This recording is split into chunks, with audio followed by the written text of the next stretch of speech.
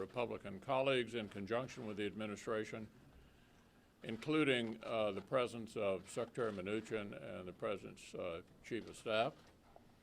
And we are now in the process of absorbing all of this, and we know that the process of reaching out to the Democrats has begun.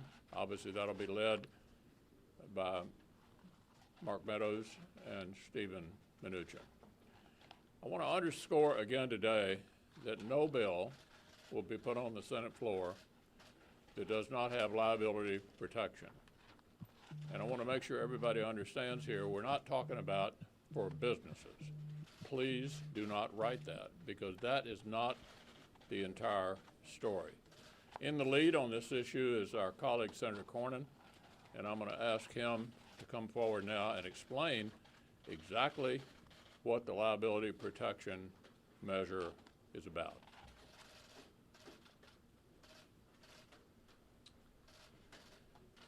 Well, it strikes me as a cruel joke to send essential workers in to treat patients in our hospitals, and then to tell them that after the pandemic's over, after you've done your job, we're going to subject you to opportunistic litigation.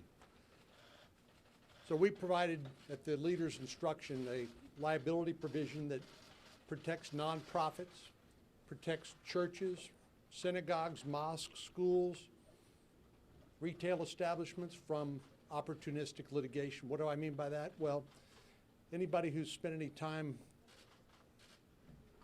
in courtrooms knows that frequently lawsuits will be filed not with the intent of actually winning the case on the merits, but extorting a nuisance settlement out of the defendant.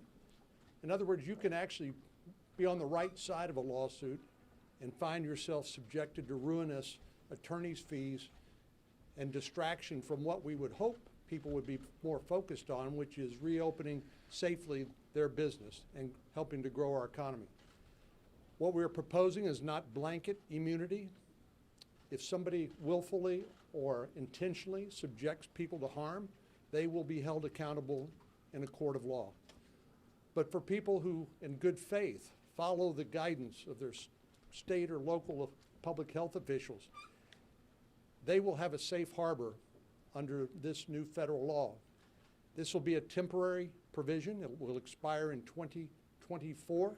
It's not our intention to subject American tort law to federal jurisdiction exclusively, but in this national emergency, during this pandemic and during the time when our economy needs to safely reopen, liability protections are important for everybody.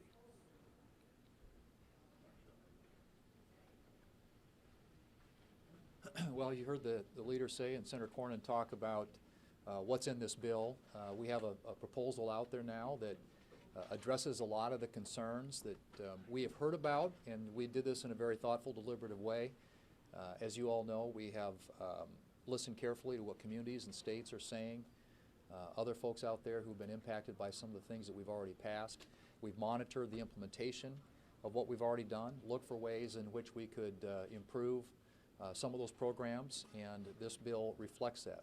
This is a transitional bill. It's a bridge bill. We're kind of in a transitional period, and we know a lot more about this now than we did back in March when the CARES package passed, but I think that this improves upon that, is more targeted, more focused in terms of where it puts resources, and really puts it on the target where we need it the most. And I think there's a lot here to agree on. I think that, frankly, this can be a very bipartisan process, and it should be. The Democrats have a proposal out there passed by the House, as you know, $3 trillion, north of that actually, with lots of extraneous provisions, part of their policy agenda that has nothing to do with dealing with the coronavirus.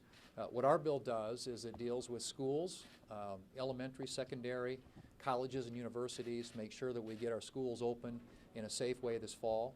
It deals with health care, continued funding for testing and for therapeutics and for vaccines and support for our healthcare infrastructure, for doctors and nurses and the people who are on the front lines. It deals with unemployment insurance in a way that doesn't disincentivize people to not work or to stay on unemployment and not get back to work, but provides that safety net for the people who need it out there. And of course, it addresses the small businesses out there who are the economic engine that will drive our recovery by making changes in the PPP program that I think are very significant and meaningful. It's a bipartisan bill. I mean, the Democrats get up and say what they want. I have 3 provisions in here, one of which is co-sponsored by Sharon Brown, one of which is co-sponsored by Tammy Baldwin, and one of which is co-sponsored by Tina Smith. And so there are lots of bipartisan provisions in this bill.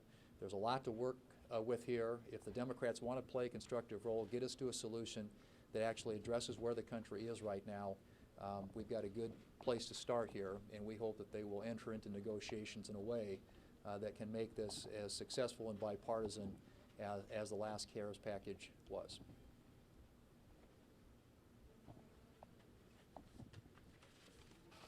You have seen the headlines in the Washington Post. This is yesterday. Protests explode across the country. Police declare riots in Seattle, Portland. The entire Democrat Party has turned its back on the safety and security of the American people. You can see the grisly results on television day in and day out. Murders in cities around the country are hitting record numbers. We're seeing in real time the impact of Democrats calling to defund the police. Some Democrats here on Capitol Hill call these peaceful protests. They are not. This is organized violence.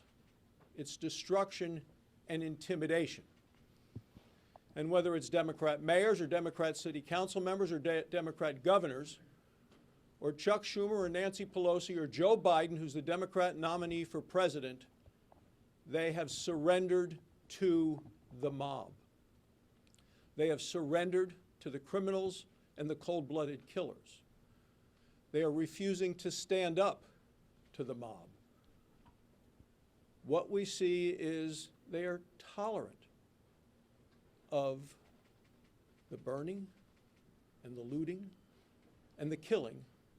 And Nancy Pelosi, Speaker of the House, when asked about criminal violence, gang violence, said, people will do what people will do. From top to bottom, the destruction and the death is laid at the feet of the Democrat Party, and each and every one of them deserves to be defeated for it in November. Well, this bill continues to focus in the fight against the virus. The fight for the economy can't really be successfully waged unless the fight against the virus is successful in testing, in treatment, in vaccines. We've got about $50 billion in this bill for those things. On the vaccine and treatment areas that we're looking at, and even testing, trying to develop a absolutely safe FDA-approved vaccine, for example, while we're making our best guess as what's going to get to that approval, and going ahead and producing vaccines so when you get approval, that vaccine will be available. And if it doesn't get approved, that vaccine will be destroyed.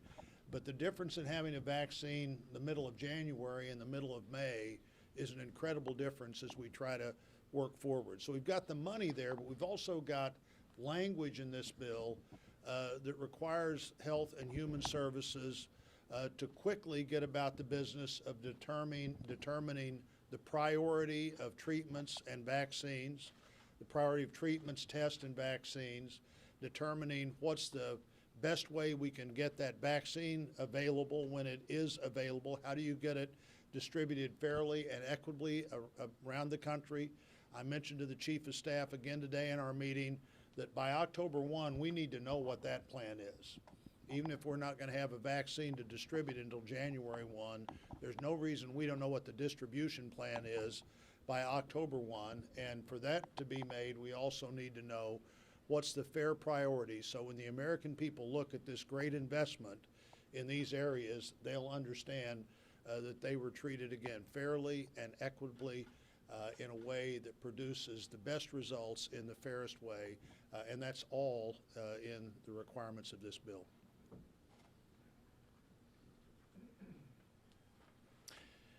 Well, the HEALS Act, which was introduced yesterday by the Republican-controlled Senate, includes protections for our businesses, for our healthcare providers, for our schools, which will be essential moving forward. It will give our schools and our businesses the tools to continue to open, and our healthcare providers to continue to assist those most in need during this difficult time.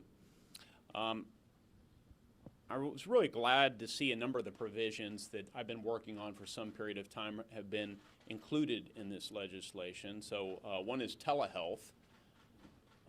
There's a telehealth bill that I think can continue to provide quality care and improve access for Hoosiers and for other Americans that was incorporated into this. Another provision that I know will resonate with so many Hoosiers is one that will allow states to upgrade their unemployment insurance systems. This has been a serious challenge as we've had to adopt sort of a one-size-fits-all approach across the nation as it relates to unemployment insurance payments. This would help with that architecture. And then the other provision is additional resources for our child care providers. This is not just an issue of keeping our children safe and secure, though of course it is that, but it's also one that allows parents to go back to work, which is what the American people want to do. There's also a very important concept that was adopted from my Restart Act that I'm proud is incorporated in this legislation. That is to provide long-term working capital for our hardest-hit businesses, those small and medium-sized enterprises that have seen significant drops in revenue. They need continued assistance so that those engines of prosperity can continue to survive. This builds on the earlier success that Senator Bennett and I had in getting a provision from our Restart Act incorporated into earlier legislation that passed the U.S. Senate, which extended the eligibility period to receive Paycheck Protection Program loans. That too has benefited countless Hoosier businesses. We still have work to do, and I know that Republicans here in the United States Senate are committed to continuing to optimize eligibility requirements and the loan criteria associated with the provisions to help our hardest hit businesses. That's certainly my function.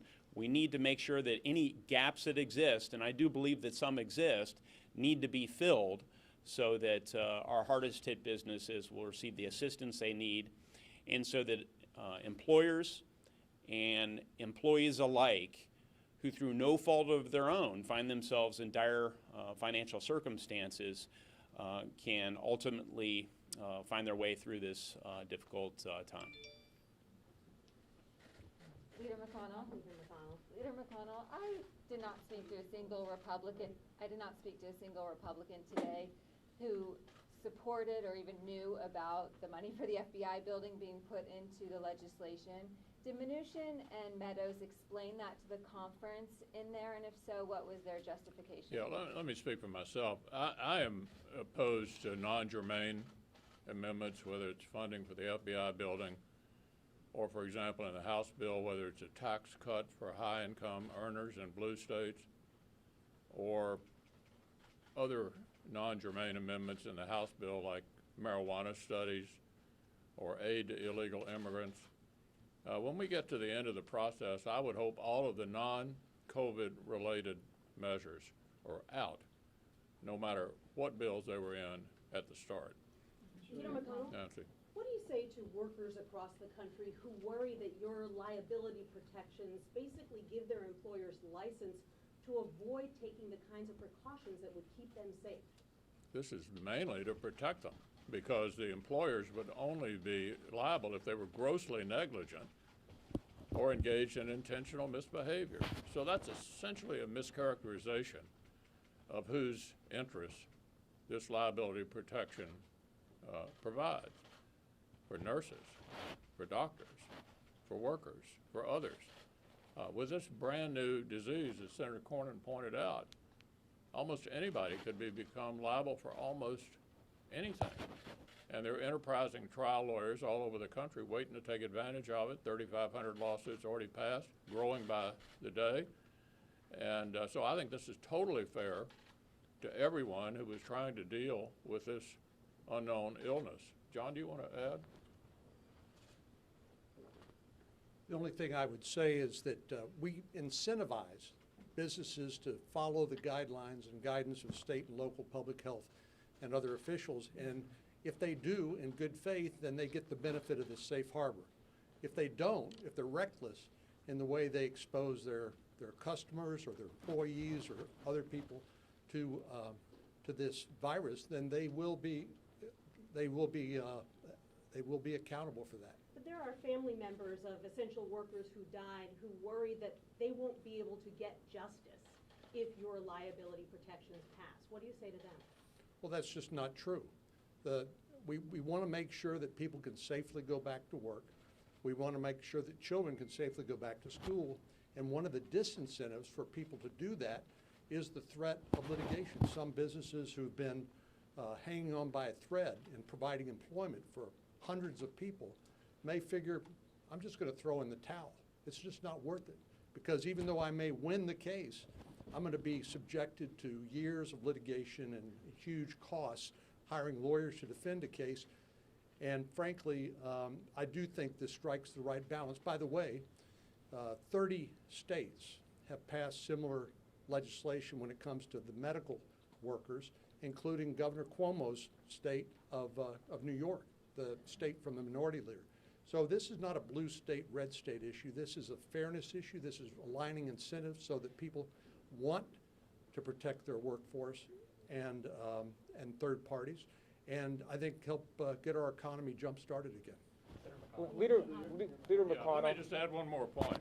There is no chance, there's zero chance America can get back to normal without the Cornyn liability protection.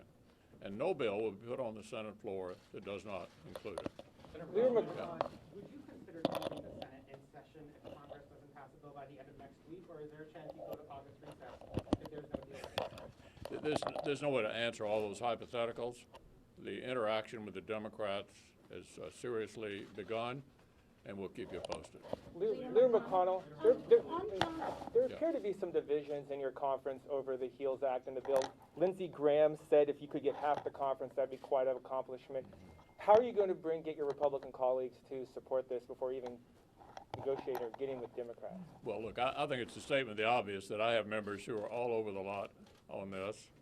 There are some members who think we've already done enough, other members who think we need to do more. This is a complicated problem.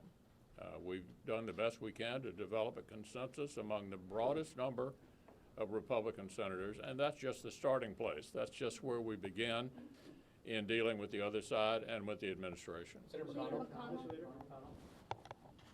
yeah, so the HEALS Act would cut unemployment benefits from $600 to $200 a week. Does that $400 reduction for 2 months give you any pause when unemployment is high and the number of available jobs outnumber unemployed people and numbers of available jobs by 4 to 1? Well, I can tell you what the goal is. The goal is to eliminate the prospect that one could make more not working than working. That's the goal of the proposal that we put forward. I think I can speak for almost every Republican in saying that we think it is not appropriate to reward someone, in effect, for staying at home. Having said that, unemployment insurance is extremely important in a time of high unemployment. We're going to back the states up and try to make sure that we can get through this period of high unemployment without people losing their unemployment benefits. So we're trying to hit that sweet spot to continue unemployment insurance at an adequate level, but not in effect pay people to stay at home. That's the sweet spot that we're trying to hit. Thank you.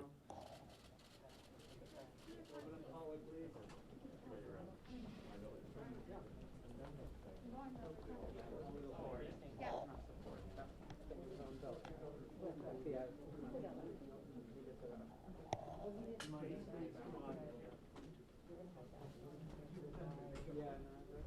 in touch with them? And this is like in specific